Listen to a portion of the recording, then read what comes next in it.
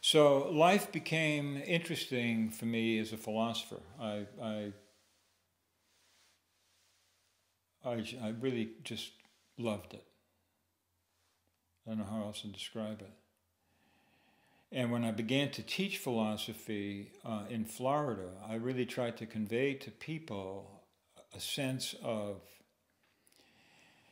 that you weren't just reading, let's say, David Hume or somebody else, whatever, that I would approach, we'd take a look and see how these guys, because most part it's guys, it's very few historical women philosophers, how these guys addressed a problem that you're facing too, that you have your way of addressing, whether it's anger at your brother or whatever.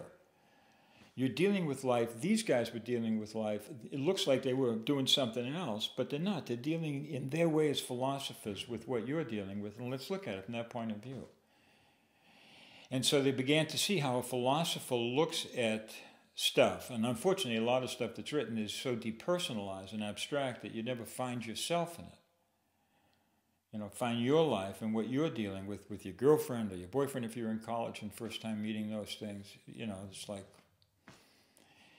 philosophy seems irrelevant, and it isn't.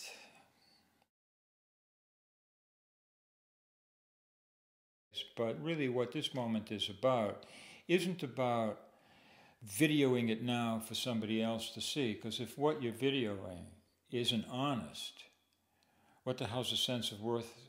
It doesn't make any sense to watch it in the future. What somebody wants to watch was something that happened now as an honest event that might give them some insight into right where they are in that moment. If it gives them just insight into you and me here now, it's nice. You and I are having a hell of a time. But somebody watching us from the point of view in the future, watching a piece of history, they're going to miss that what we're engaged with is here. What else is there but being thoughtful in the moment? And that can show up as whatever you're doing, being thoughtful, or it can show up as what looks like a dialogue. But it's the moment revealing itself in words. It's kind of like being available to experience it and just be articulate about it. And both you and I are fortunate in that regard of having had training in being articulate with words, knowing how to use words in a way that helps generate clarity in somebody else. But ultimately, it sounds like it's not about those words. It's not about the words at all. Yeah, it's not about the words. Just like if I'm sculpting, it's not about the chisel. But there's a chisel there, very obviously.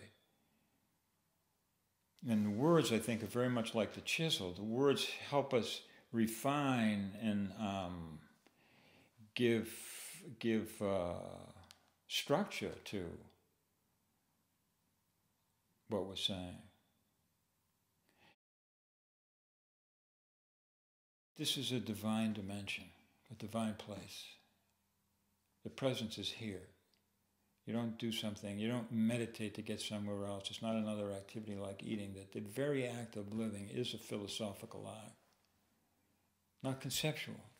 It's not that philosophy is conceptual, actually it's the other way around. Philosophy is very practical.